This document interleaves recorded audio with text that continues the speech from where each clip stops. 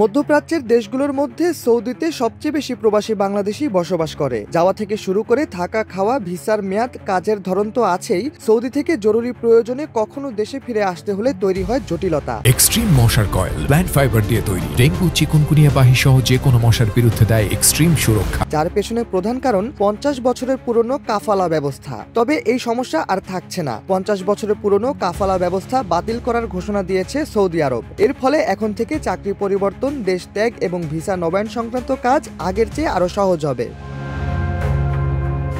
কাফালা ব্যবস্থা বাতিল করে সৌদি সরকারের পক্ষ থেকে জানানো হয়েছে, এখন থেকে চাকরি পরিবর্তন, দেশ ত্যাগ এবং ভিসা নবায়ন সংক্রান্ত কাজ আগের চেয়ে আরো সহজ হবে। এমনকি এই ব্যবস্থা বাতিল হওয়ার ফলে দেশটিতে এখন 1,30,00,000 শ্রমিক সরাসরি উপকৃত হবেন, যাদের বেশিরভাগই দক্ষিণ ও দক্ষিণ পূর্ব এশিয়ার নাগরিক। দেশটির এমন সিদ্ধান্তের পর এখন শান্তির নিঃশ্বাস ছাড়ছে দেশটিতে বসবাস করা প্রায় 25 লক্ষ প্রবাসী বাংলাদেশি।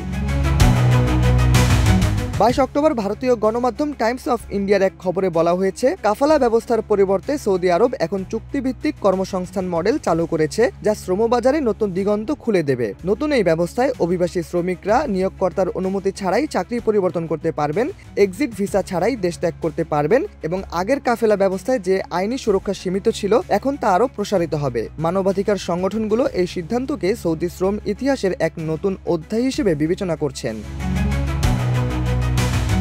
প্রতি বছর একটি বিশাল সংখ্যক বাংলাদেশি মধ্যপ্রাচ্যের দেশগুলোতে কাজের উদ্দেশ্যে পাড়ি জমান। মধ্যপ্রাচ্যের অন্য দেশগুলোর তুলনায় সৌদি সবচেয়ে বেশি জনপ্রিয় হওয়ায় এর চাহিদা দিন দিন বাড়ছে। এতদিন যেন কাফালা বা কফিল প্রথা ছিল অনেকটা অনির্ভরযোগ্য।